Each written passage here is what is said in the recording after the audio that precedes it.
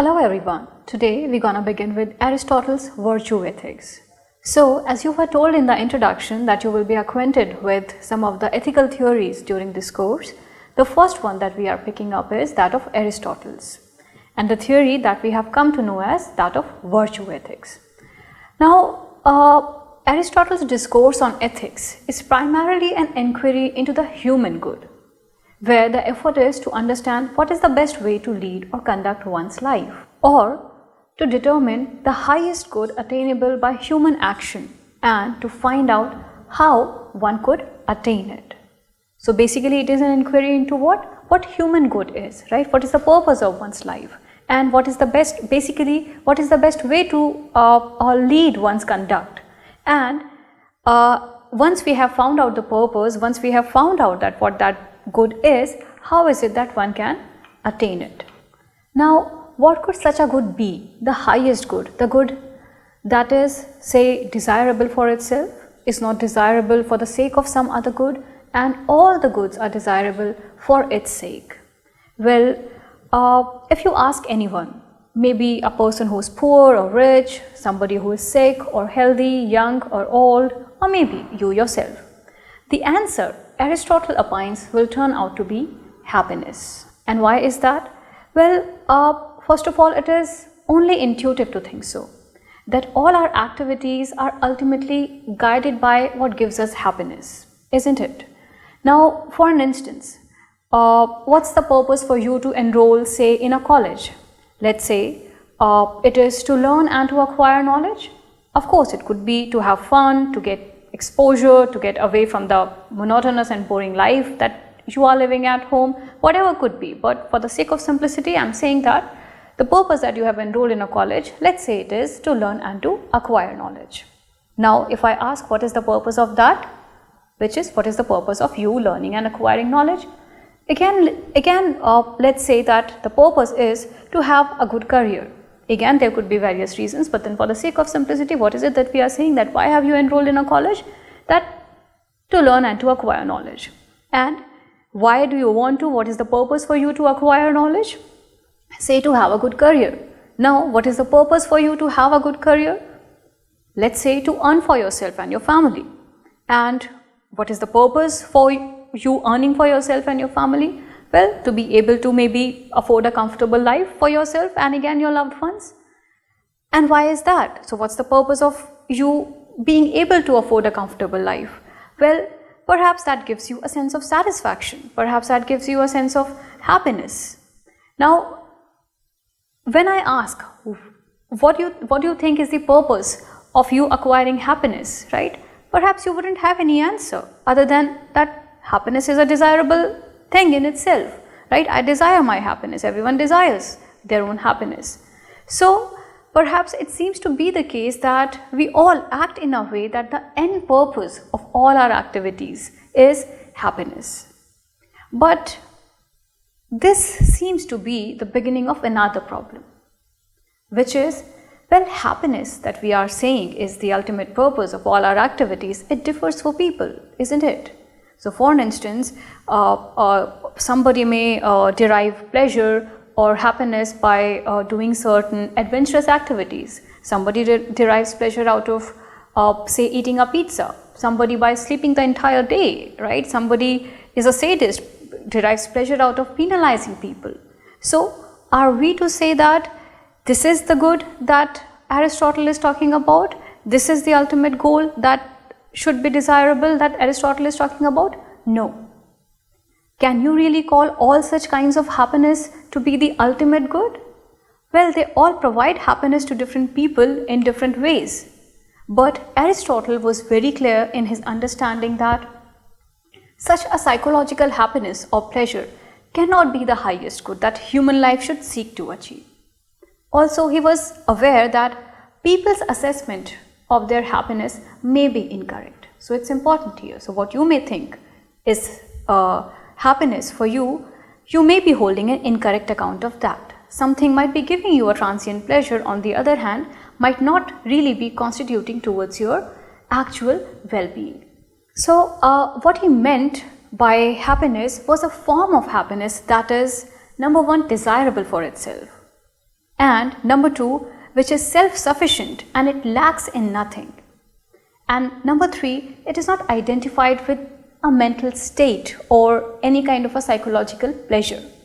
It is to be associated, Aristotle says, with an activity rather than a mental state. And likewise, number 4, it should not or it doesn't vary according to the individual preferences. So, just because we prefer different things, just because we think that certain activities give me certain pleasure, certain other activities give you some pleasure, that wouldn't mean that this objective notion of happiness that Aristotle is talking about would differ. So, for all the individuals, this form of happiness would constitute in one thing. He called such a happiness eudaimonia, which is to some extent can be identified with what?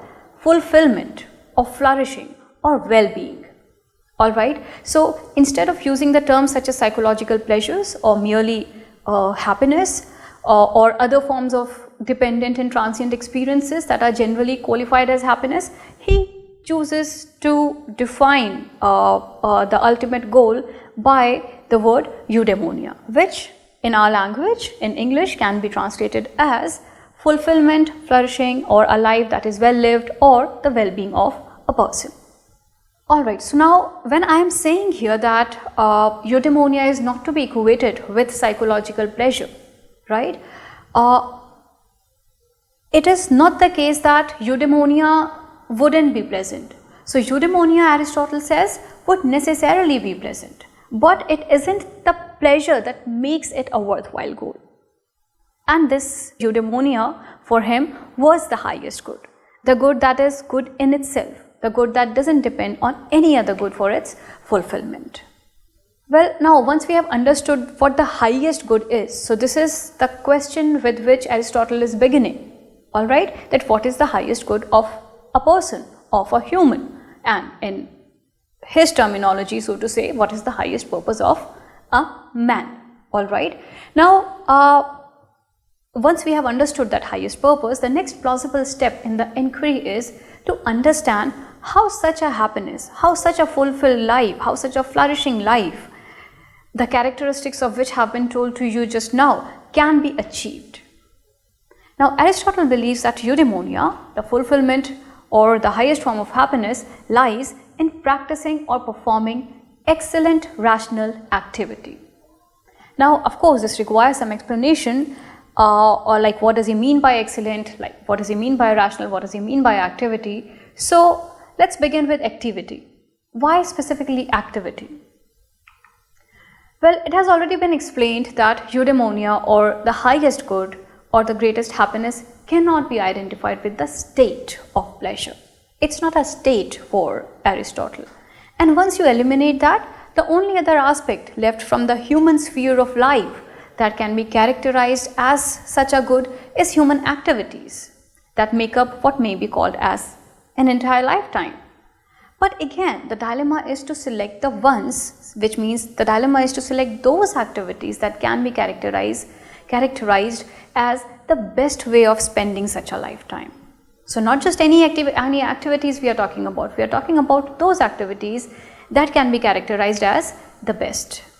So here, in order to come up with the best activities, he relies on rationality, the essence of humans as a suitable aid, which he calls it, to choose the correct act. Now, why does he think that rationality is to be the essence? Well, humans for him have many capacities, which he believes are the capacities of the soul. And he believes that humans share many of the capacities with lower animals, but the capacity to reason is, as per him at least, alright, I perhaps do not agree with him, but as per him, the capacity to reason is what separates humans from other forms of animals. Thus, to him, the essence of humans lie in this differential, which is the capacity to reason. But rationality, the way in which it can be understood, doesn't leave the matters simple either. Well, rationality can be construed as making rational choices, meaning picking up such options that are advantageous to the decision maker. Given such a sense, many of the rational acts will clearly fall into the bracket of vices rather than virtues, such as being unjust or being spendthrift. So for instance, if it is to my advantage to be unjust, right, my rationality would say that I should behave in that fashion. Alright. Now, surely such an understanding of rationality was not on Aristotle's mind, and therefore he carefully planted a qualifier before the word rational activity. What is that qualifier?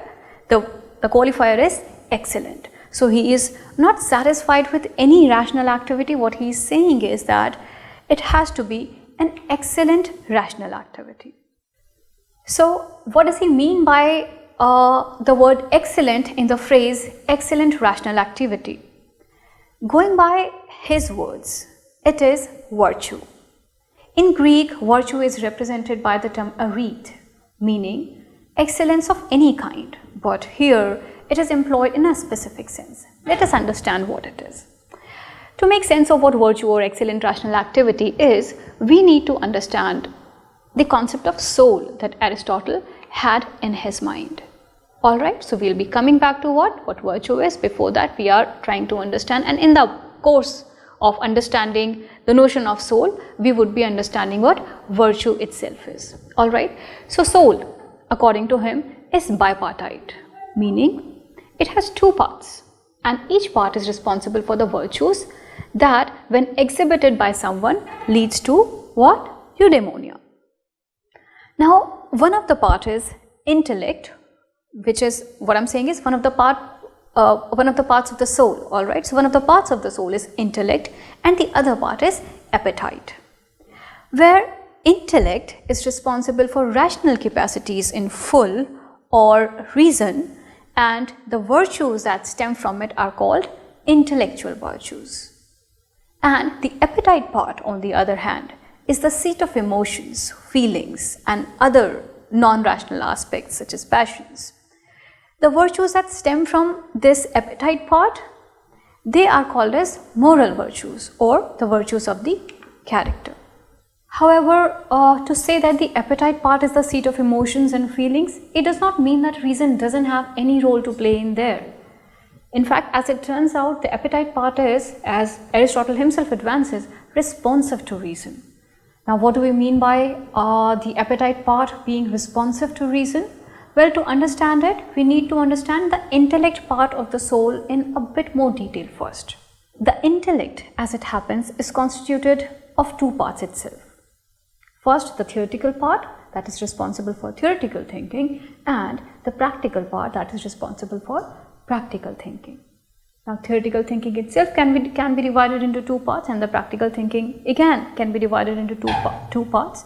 Practical thinking, I'll come on to it. Theoretical thinking, I'm leaving it for the sake of simplicity. So, okay, not going into the parts, but what theoretical thinking is here? Theoretical thinking is philosophical thinking, meaning, according to him, contemplation on substance, contemplation on being, the unchanging entities in the world, and contemplation on the necessary truths such as mathematical or logical truths. Now, the knowledge that results from this contemplation on the unchanging entities, on the substance and the being, on the mathematical truths and logical truths. Now, this knowledge that stems from it is called Sophia or wisdom, which is the intellectual virtue of the theoretical part. Alright, so virtue itself is divided into two parts, the intellectual virtue and the moral virtue by Aristotle. Now, the virtue that is stemming from theoretical thinking purely, alright, is being called as the intellectual virtue of the theoretical part. Alright, there would again be an intellectual virtue of the practical part. We'll move on to that. Now, practical thinking concerns itself with making, the province of art and outcomes, and doing, which is the province of activities or actions. And amongst these two, it's the doing part where the reasoning capacity is exercised to generate what Aristotle has come to call the practical wisdom. It is the virtue exhibited by the person of practical wisdom. Thus, in a nutshell, the intellect part of the soul has two parts, the theoretical part and the thinking part. and together they confer a man the intellectual virtue comprising Sophia or wisdom and phronesis or the practical wisdom. Now again, one of the reasons of discussing it in detail is to of course show the virtues of the intellect, but also if you have not forgotten from the previous slide, I told you that the appetite part of the soul is responsive to reason of the intellect part, right? And that's why we came to discuss the soul here. Now it will be a little easier for you to make sense that such an influence on appetite part comes from the part of the soul responsible for practical thinking performed by the person of a practical wisdom. So any of the moral virtues, one has to be cautious, are not virtuous proper till the time they are not exercised in response to this reason, that is with practical wisdom. What does it mean? For an instance, it could be the case that I am acting in a fashion which happens to be a virtue. So I have not yet given you a list of virtue, I have not told you what really virtues would be, but for an instance, generosity happens to be one of the virtues. So at one of the instances, I happen to be acting generously, but it could be the case that I accidentally was acting generously, right? So what, on the other hand, what Aristotle wants is that you have to act in a fashion. For an instance, I have taken up generosity as an example. So you have to act generously in a way that it is in response to your practical wisdom. Now that is regarding the moral virtues that are to be practiced in consultation with practical wisdom. Now you must be thinking, what is the role of the theoretical wisdom or theoretical thinking in the context of moral virtues? Well, theoretical thinking and the associated wisdom, it does not play any part in such an influence on appetite. Now, having understood how intellect, right, how the intellect part of the soul is the seat of virtues of the intellect and the appetite part is the seat of the virtues of the character or moral virtues. Now let us see what are these virtues. So these are, amongst many others, and I'll talk about those as well, these are the traditional virtues that his predecessors, particularly his teacher Plato and his teacher Socrates, too have elaborated on. And otherwise also in the Greek culture they were talking of these virtues, right, the cardinal virtues as well, they are to be known by. So they happen to be what? So these traditional virtues happen to be what? Wisdom, courage, temperance and justice. Now one careful observation that Aristotle makes here is that these traditional virtues, right, somewhere or the other, they lie at the mean of two extremes, of which one is deficient, or you can say it's insufficient, and the other one is in excess. For example, let us talk about the virtue of courage. So courage is a virtue that lies in the middle of being cowardice, which is having insufficient courage or being deficient in courage, right, and on the other hand being rash. So virtue is something that lies in the middle of the two vices, and these vices are what? These are two extremes. Similarly, let us talk about temperance, yet another traditional virtue. So temperance is a virtue which lies in the middle of what? Or I should say in somewhere in between of what? Self-indulgence and insensibility. Now from here, what he understands is that perhaps all the virtues, not only just traditional virtues, right, all the virtues, all the good traits of the characters, they lie at the mean of such two extremes. And then he draws a generalization for the rest of the virtuous traits. So for example, what could be other virtuous traits? So we just talked about generosity, all right. So this generosity again is a trait, is a virtue of character. It's a moral virtue that lies in the middle of what? Miserliness, which is the deficiency of generosity, and another vice, which is extravagance, which is the excess of generosity. So how do you have to live your life? If you have to be, so if it is regarding the matters of the money, matters of the charity, right? So you have to be generous, all right? So rather than being miserly or being extravagant. Similarly, you can talk about friendship, which can be perceived as a mean between quarrelsomeness and flattery.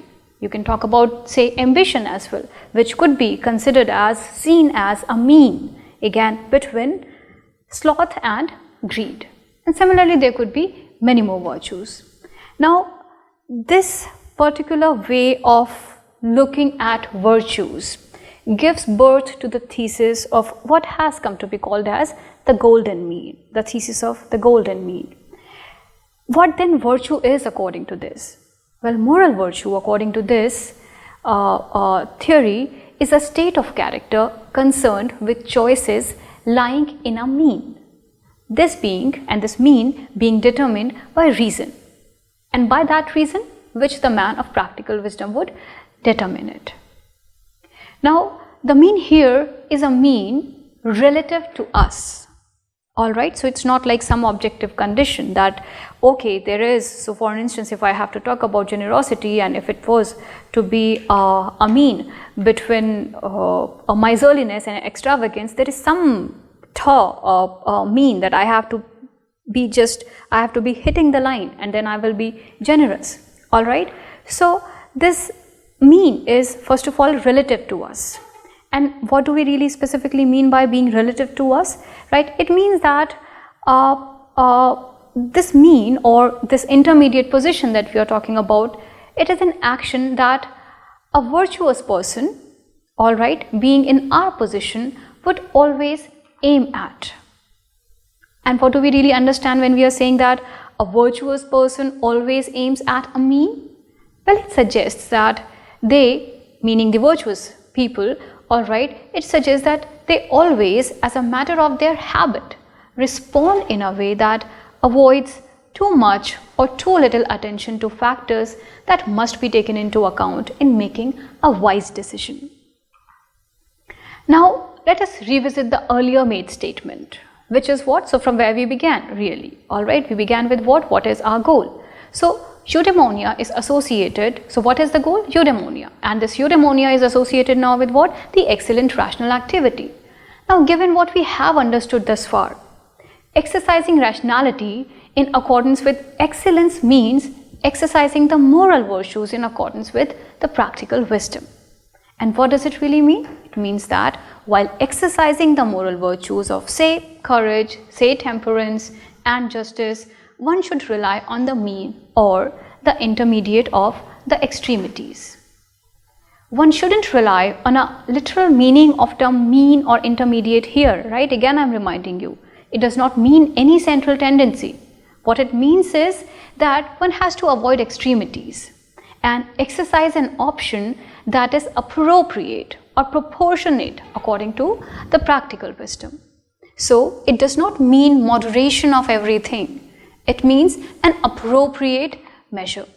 So, for an instance, let us talk about the trait of courage, the virtue of courage, right, as it is understood in the traditional sense also, and otherwise as well it happens to be a virtue. So, and what is it that I am trying to tell you? That when we say that it lies in the mean, or when we say that it has to be responsive to practical wisdom, what does it really mean? Alright, this is what we are all we are trying to understand through this particular example. So, let me pick up courage here, alright, as a virtue, and let us see it in a more concrete way. So, imagine that there are two people who are parachuting or skydiving.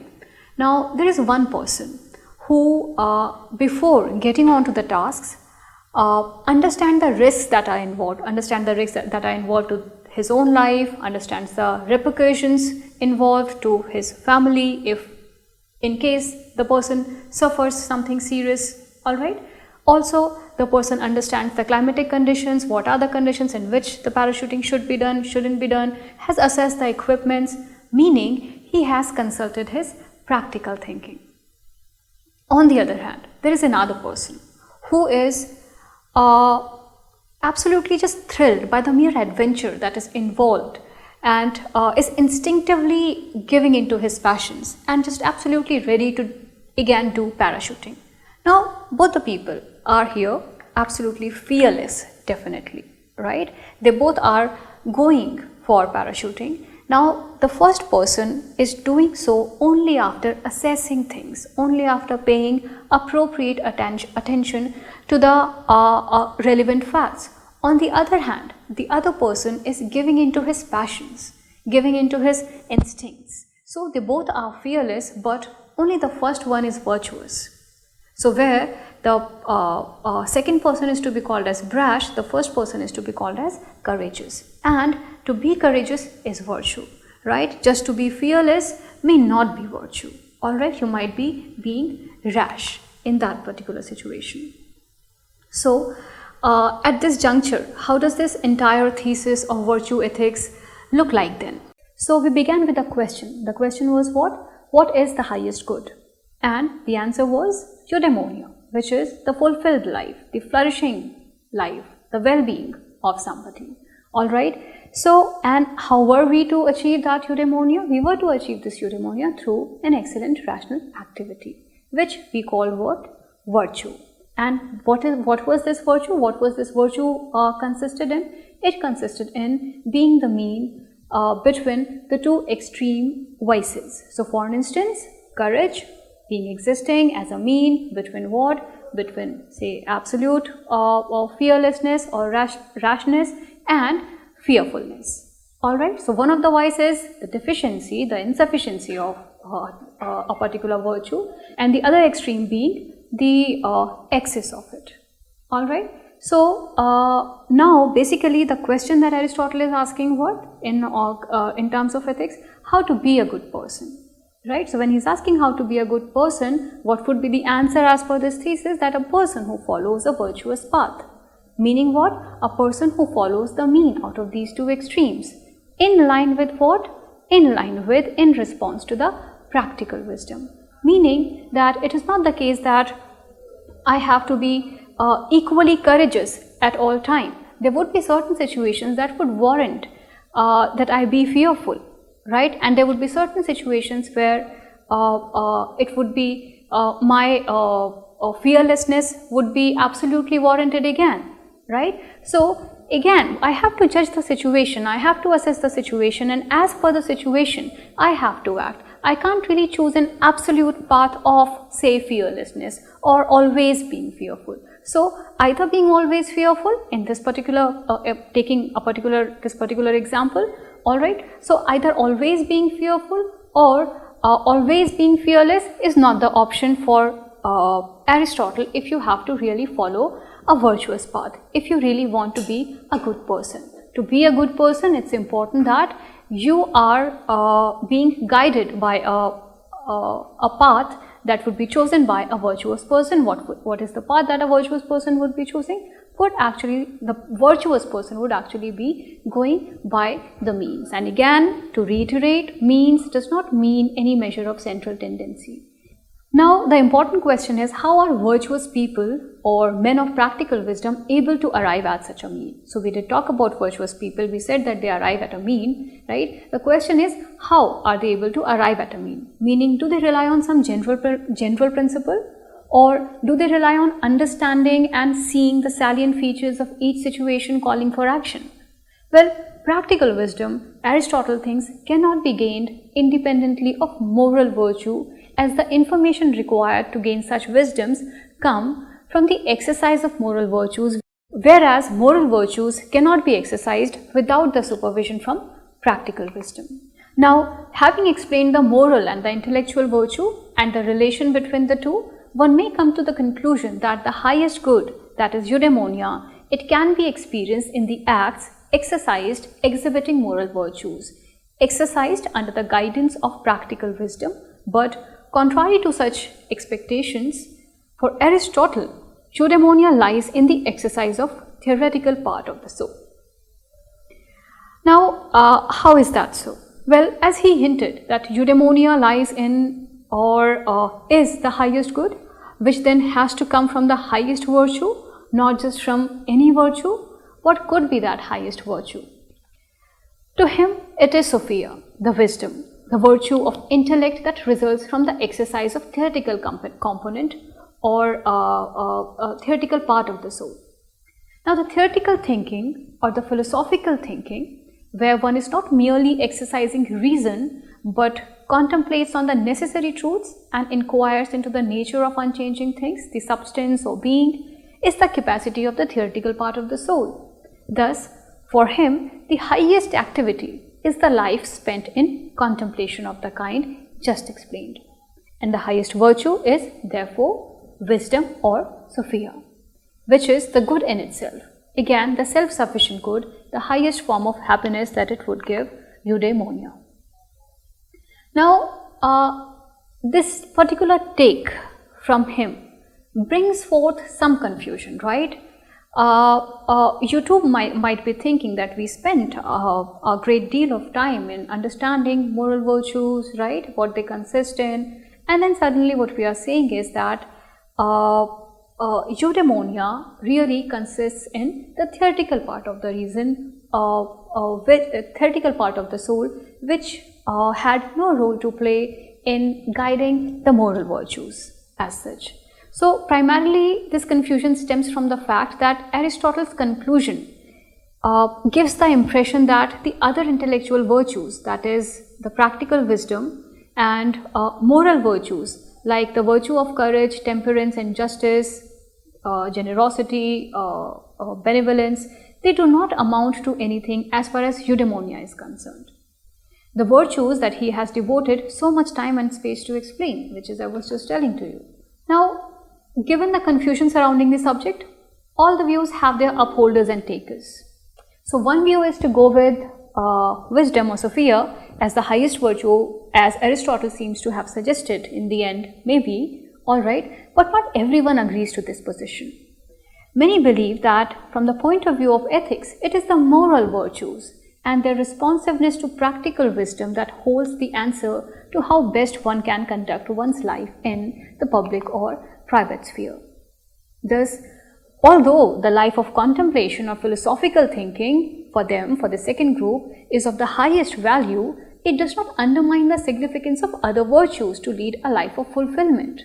And given the space devoted to explain these virtues and their significance by Aristotle, it's hard to conclude that he preferred to undermine them when it comes to their contribution to eudaimonia.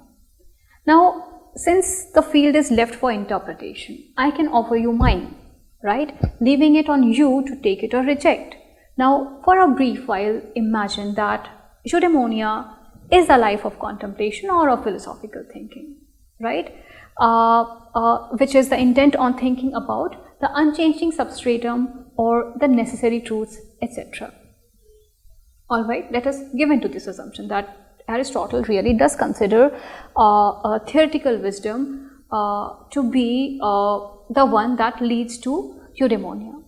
Alright, but now when somebody is using their theoretical wisdom, when somebody is contemplating, right, on the big questions of the life, the fundamental questions of the life, right, what is the origin of this universe, right, what is the purpose of my own life, why have I come into existence, and when I am contemplating on mathematical truths, all these things. So, what I am asking you here is that, don't you think that there are certain preconditions for such a life where I am able to contemplate in a fashion in which I just stated? In other words, can you lead such a life in a disturbed socio-political environment around you? I am sure for most of us it may be difficult. We need a society that where its members conduct their life according to some desirable moral standards. As it happens, moral virtues stemming from appetite and guided by the practical wisdom are the way to ensure that such a society is even there in the first place, where the goal of the life of philosophical contemplation for gaining wisdom can really be attained. Thus, in this particular sense, the other virtues are a necessary precondition for eudaimonia, for you to achieve eudaimonia. So, all the virtues in this sense together contribute to a life of fulfillment, the eudaimonia. Now, with this, we have come to sort of a conclusion regarding his theory, right, where we already have recapitulated that the purpose of the life is to attain eudaimonia, and the way to achieve eudaimonia is through exercise of excellent rational activity. And one more thing I would like to add on here. So you may ask that why specifically this purpose? So we told that the ultimate aim of everyone seems to be their own happiness, but since it differs from person to person, perhaps we are talking about an objective notion of happiness rather than a person's report of their personal preferences. All right. Now, okay, so we do have an account of that. Now, if you go a little bit prior to that, you would find that at a larger scale, when Aristotle is trying to understand the nature of anything, when he is giving his metaphysical thesis, he tries to understand anything in terms of 4 causes. Out of those 4 causes, 2 causes are teleological cause and the formal cause. Now, teleological cause tells the purpose of a thing. So, when you talk about what it is to be a good person would be to fulfill your purpose. Alright, so here if the purpose is eudaimonia, and if the question is how it is that I be a good person, the answer would be to attain your purpose. And similarly, I spoke about 2 causes here. So one is teleological cause. Now the question is, how do I attain eudaimonia? Right? How do I attain my purpose? So Aristotle's answer would be through your formal cause, through your essence, through the function that you have. Now, the essence of humans happens to be, as has already been stated to you, what? Rationality. Alright, which separates us from the rest of the animal kingdom, and also happens to be, for Aristotle, right, our specific function. Right. So, if we exercise this function, right, which happens to be our essence, in order to attain our purpose, we would be living a good life. Right, which happens to be the concern of Aristotle. Now, we have, I believe, come to understand how Aristotle thought about ethics, what his conclusions are, and the premises he uses to build his arguments. Now, what we want to know is it enough? Has he been able to do justice to his inquiry into what is human good? Now, in the previous lecture, which was the introductory lecture for you people, we said that normative ethics is largely an effort to give you some set of standards, some set of principles or norms for the justification of our acts as right or wrong.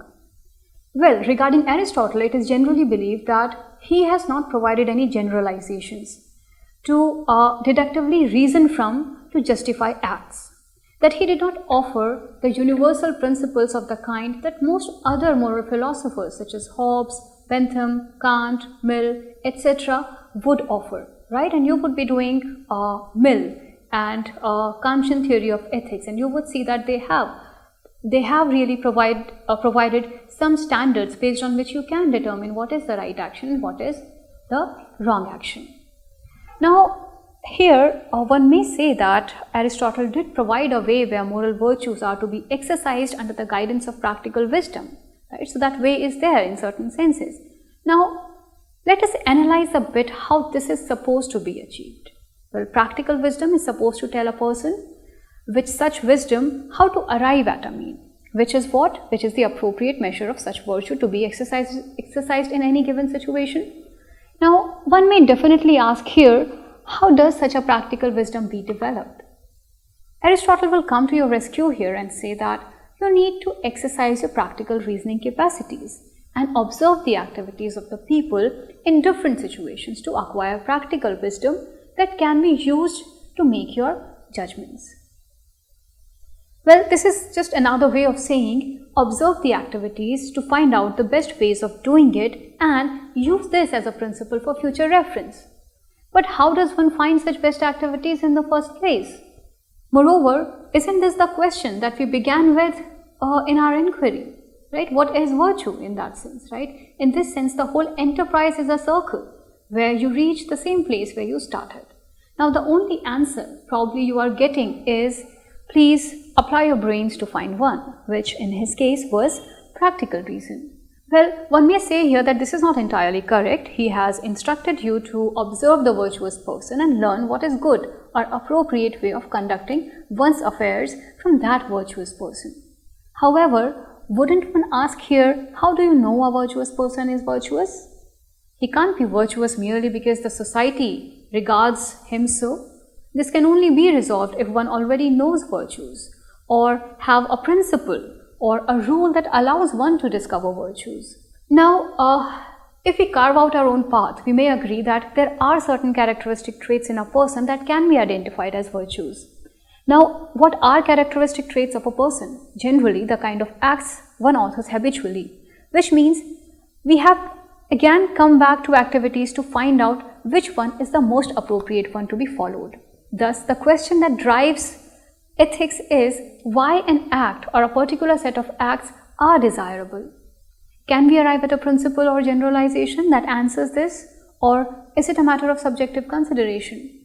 Now, this is the thread that subsequent thinkers such as Hobbes, Hume, Kant, Bentham and Mill, amongst others as well, right, have picked up and tried to answer.